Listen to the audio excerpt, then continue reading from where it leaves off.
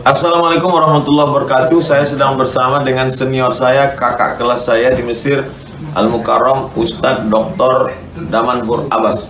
Nikmati kajian-kajian tausiah beliau yang bergizi, berkualitas di channel Ustadz Damanhur Abbas. Jangan lupa tonton, subscribe, like, share, and comment. Assalamualaikum warahmatullahi wabarakatuh.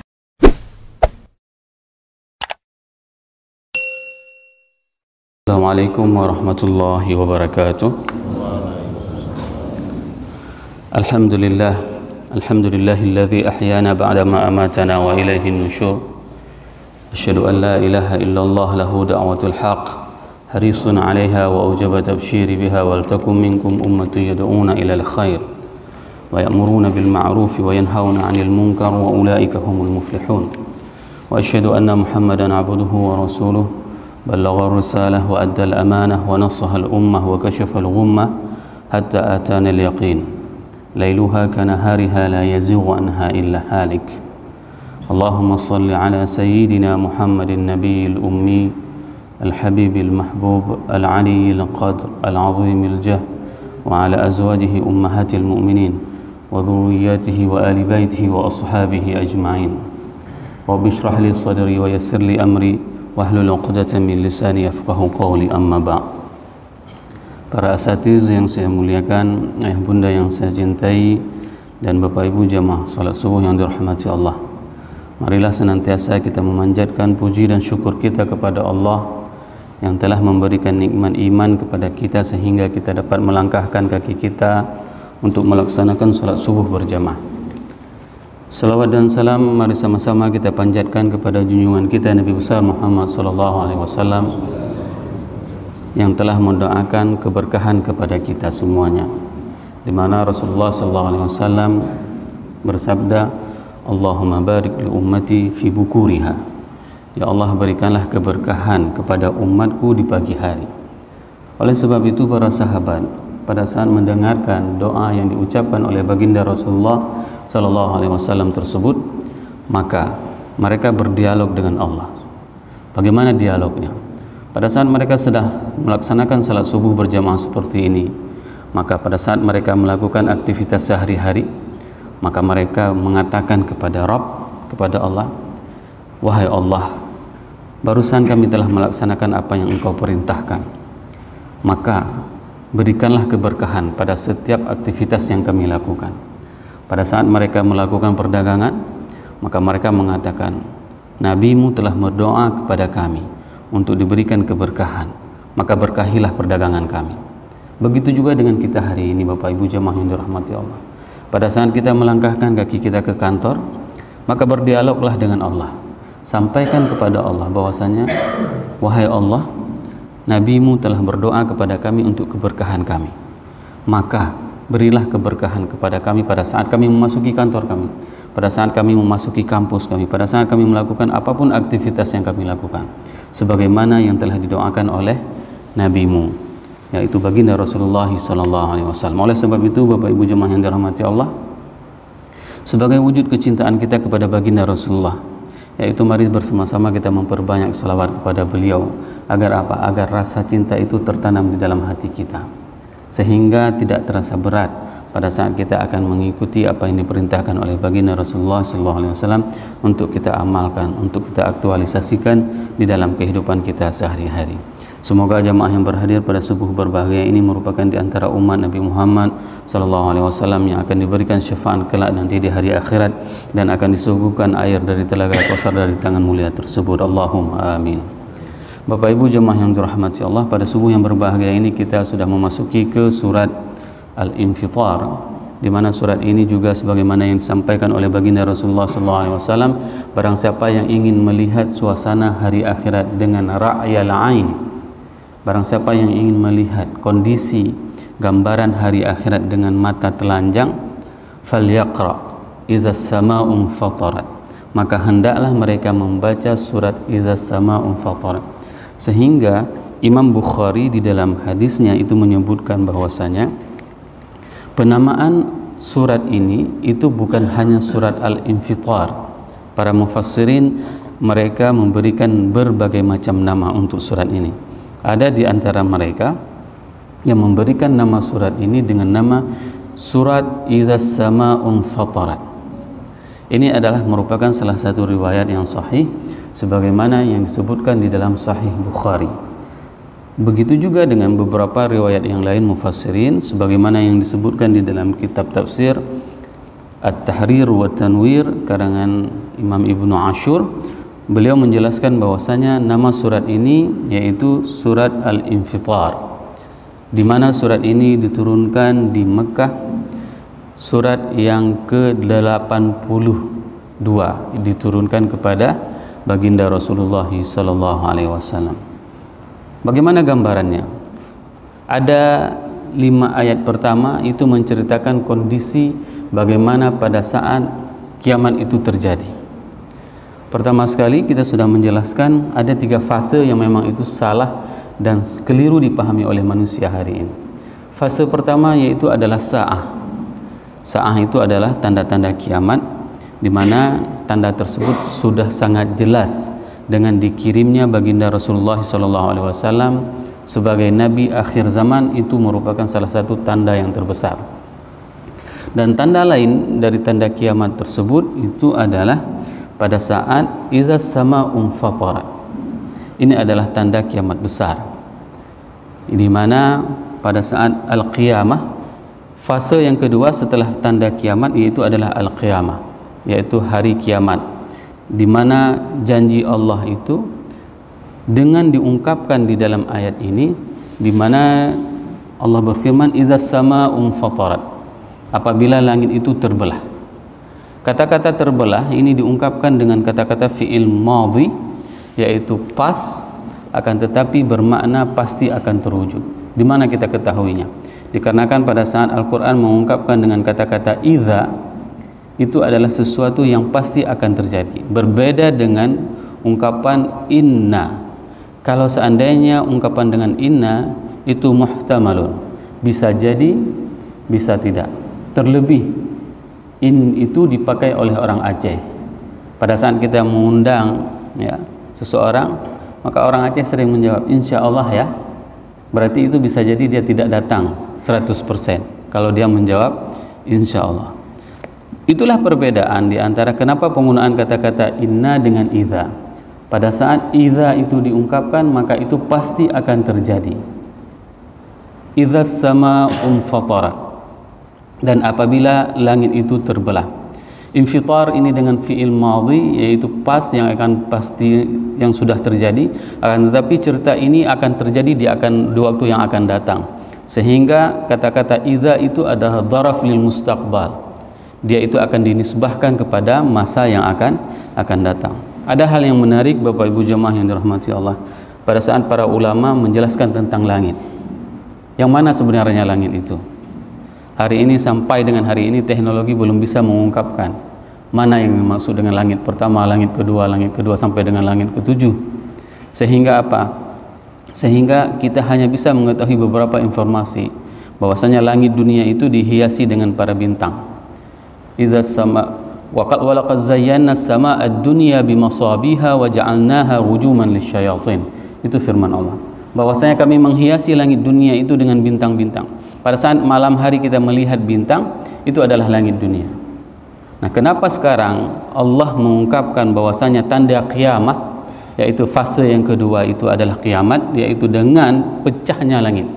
Bayangkan kalau seandainya masjid kita ini adalah langit-langitnya, tergantung di situ ada kipas angin, ada bola, ada plafon. Kalau seandainya langit ini pecah, maka semua yang ada di atas itu akan berjalan hamburan ke bawah. Hal yang sama itu pada saat kiamat terjadi, langit itu akan pecah, akan lobang, akan jebol. Maka semua yang ada di dalam tatanan jagat raya ini akan menghujam ke bumi ini. Ini adalah suasana yang paling mengerikan. Namun hari ini bukan berarti tidak ada benda-benda langit yang menghujam bumi. Bukan tidak ada. Asteroid, apapun itu yang menghujam bumi hari ini, itu semuanya dilindungi oleh Allah. Sehingga apa? Sebesar apapun benda yang menghantam bumi, itu semuanya akan hancur lebur pada saat benda tersebut akan memasuki bumi. Dikarenakan apa? Dikarenakan bumi ini itu dilindungi oleh Allah, yang baru diketahui ilmunya oleh para antariksawan dengan dinamakan dengan atmosfer. Ketebalan atmosfer yang paling jauh dari bumi itu yaitu mempunyai kapasitas pertahanannya itu adalah 1600 derajat Celcius panasnya. Sehingga benda apapun yang jatuh dari luar angkasa ke dalam bumi ini akan dibakar hancur oleh atmosfer tersebut. Bayangkan bagaimana nanti hari akhirat pada saat atmosfer ini tidak ada lagi yang melindungi bumi ini. Inilah suasana yang paling mengerikan. Semua benda-benda langit itu yang selama ini berjatuhan dan itu bisa diproteksi oleh atmosfer tersebut dikarenakan dengan izin Allah, maka pada hari ini, yaitu hari kiamat, idza sama'un fatar, maka pada hari itu tidak berlaku lagi hukum tersebut. Hukum itu tidak berlaku, maka kita akan melihat pada saat itu orang-orang yang menyaksikan hari kiamat, mereka akan melihat bahwasanya bongkahan-bongkahan dari luar angkasa itu akan berjatuhan ke bumi sehingga akan hancur bumi ini. Bagaimana hancurnya? Wa idzal kawakibun tathat, dan apabila bintang-bintang itu akan jatuh, maka disitulah semua yang dinamakan dengan tatanan surya ini mereka sudah tidak lagi sesuai dengan aturannya. Kocar kacir semua tatanan ini, planet ini. Kita sudah menjelaskan bagaimana luasnya angkasa ini, bagaimana luasnya jagat raya ini, di mana jarak antara satu planet, jarak antara satu galaksi dengan galaksi yang lain, antara Bima Sakti dengan Andromeda itu sekitar 1,5 juta tahun cahaya. Bayangkan, itu semuanya akan berhancuran, akan bertabrakan, semuanya akan menghantam bumi ini. Wa idzal kawakibun tatharat, dan apabila bintang-bintang itu jatuh berserakan. Wa idzal biharu fujirat, dan apabila lautan itu akan menguap, akan menumpahkan airnya. Dan ini baru bisa dibuktikan secara saintifik pada abad ke-20, Bapak Ibu jemaah yang dirahmati Allah. Bagaimana mungkin laut itu bisa mengeluapkan airnya? Dikarenakan ada sebuah hadis Rasulullah SAW, ternyata di dalam laut itu ada api, dan di dalam api, di bawah api tersebut ada air. Itu adalah hadis sahih. Rasulullah SAW menjelaskan bahwasanya di dalam laut itu ada api dan di bawahnya itu ada air.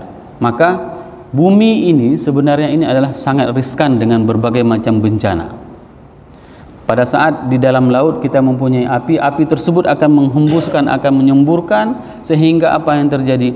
Sehingga air tersebut akan naik ke daratan.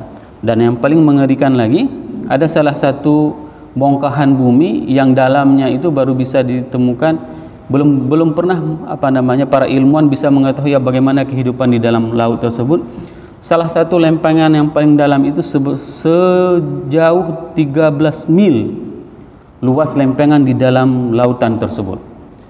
Ini lempengan tersebut apabila dimasukkan gunung Himalaya, itu akan tenggelam gunung Himalaya ke dalam lempengan laut tersebut. Maka ilmu pengetahuan kita tentang alam ini sangat sedikit, terutama tentang laut. Kita tidak mengetahui banyak tentang alam di bawah laut, apalagi tentang alam di luar angkasa. Wa idzal biharu fujirat, dan apabila lautan itu ditumpahkan ke bumi. Wa idzal quburu bu'thirat, dan apabila kubur-kubur itu dibangkitkan semua yang ada di dalam kubur. Fase ayat keempat ini Allah, para mufassirin menceritakan bahwasanya ini adalah fase kedua di antara kiamat. Setelah tiupan sangkakala pertama, yaitu kejadiannya wa idzas sama'un fatarat wa idzal kawakibun tatharat wa idzal biharu fujirat, ini adalah fase pertama kiamat, ditiup sangkakala pertama. Sedangkan tiupan sangkakala kedua yaitu adalah wa idzal quburu bu'thirat. Ini adalah fase yang kedua. Pada saat tiupan sangkakala kedua, maka semua yang sudah mati, baik mereka itu yang meledak pesawat ataupun tenggelam, tidak tahu dimakan oleh binatang buas, tidak tahu jasadnya di mana, maka pada saat itu wa idzal quburu bu'thirat, maka pada saat itu Allah membangkitkan semua yang mati. Dari mana? Yaitu dzanumudz dzanab. Ada sebuah yang dinamakan dengan chip yang diciptakan oleh Allah, yaitu tulang ekor manusia. Itu adalah chip untuk bisa menggabungkan semua rangkaian tubuh manusia. Kalau misalnya kita melihat di dalam beberapa film Hollywood bagaimana menyatukan antara tulang belulang Mungkin gambarannya seperti itu. Hanya dengan satu chip tersebut, maka tulang belulang itu akan berkumpul kembali semuanya dan akan bangkit. Suasana bangkit nanti akan kita bahas bagaimana dahsyatnya kebangkitan tersebut, sehingga Al-Quran memberikan sebuah ibarat. Ada orang yang bangkit itu, mereka itu dengan tenggelam dengan keringatnya. Ada manusia yang pada saat dibangkitkan itu kepalanya ke bawah. Ada manusia pada saat dibangkit itu mereka tertunduk, lemas. Ada pada saat mereka itu dibangkitkan dengan suasana yang sangat mencekamkan. Ini adalah sesuatu hal yang pasti akan terjadi, tapi diungkapkan dengan kata-kata fi'il madhi yang sudah terjadi. Beginilah kepastian janji pasti dari Allah akan kejadian yang akan dialami oleh semua manusia. Untuk apa semuanya diungkapkan dengan kata-kata idza, jika? Kenapa? Jawabannya adalah alimat nafsum ma qaddamat wa akharat. Maka pada saat itulah semua manusia mengetahui ma qaddamat wa akharat, apa yang sudah dia lakukan dan apa yang tidak dia lakukan. Maka hari ini bersyukur kita duduk kita di tempat ini adalah sebagai kesaksian kita nanti di hari akhirat pada saat kita mendengarkan ayat ini. Alimat nafsum ma qaddamat wa akharat. Ya Allah, dulu aku pernah salat subuh di Masjid Al-Fitrah. Aku pernah duduk mendengarkan ayat yang Engkau sampaikan ini, ya Allah. Ini adalah ungkapan bagi mereka yang telah melaksanakan alimat nafsum ma qaddamat. Apa yang sudah mereka lakukan? Mereka tidak pernah meninggalkan salat 5 waktu. Maka itulah yang dinamakan ma qaddamat. Adapun ma akharat, ma qaddamat wa akharat, dan apa yang tidak dilakukan, maka bagi mereka yang tidak melakukan, maka mereka akan menyesali terhadap perbuatan mereka. Oh, dulu pada saat aku hidup di dunia aku tidak bekerja dengan baik. Oh, dulu pada saat aku di dunia aku tidak berbakti kepada orang tuaku, padahal aku tinggal satu kota dengan orang tuaku. Oh, dulu pada saat aku mempunyai orang tua aku tidak pernah memberikan dia nafkah. Maka semua hal-hal yang tidak dilakukan oleh manusia, dia itu baru semuanya akan teringat semua.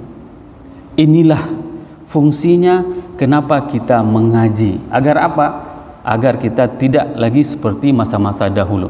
Berapa banyak dosa yang pernah dilakukan oleh manusia, tapi Allah tidak mematikan kita hari ini. Allah masih mempertemukan kita di subuh yang berbahagia ini. Agar apa? Agar kita bisa bertobat terhadap kemaksiatan yang pernah kita lakukan. Semua itu akan diampuni oleh Allah selama kemaksiatan tersebut bukan kita mengambil hak-hak orang lain. Sebesar apapun dosa, selama itu bukan syirik, maka Allah akan mengampuni. Inilah fungsi dan hikmahnya. Kenapa sampai dengan hari ini Allah masih memberikan kepada kita umur panjang? Dikarenakan kita masih diberikan kesempatan untuk bertobat. Agar apa? Agar pada saat semua yang disyaratkan oleh Allah tadi, dari ayat 1 sampai dengan ayat 4, pada saat kita mengalaminya dan kita tidak kaget lagi. Kenapa? Karena saya sudah mengaji. Dulu saya sudah mengetahui bahwasanya ini adalah kejadian pasti yang akan terjadi dan akan dialami.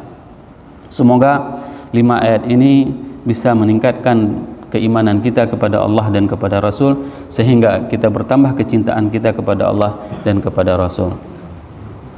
Subhanakallahumma wa bihamdika asyhadu an la ilaha illa anta astaghfiruka wa atubu ilaik. Wassalamualaikum warahmatullahi wabarakatuh.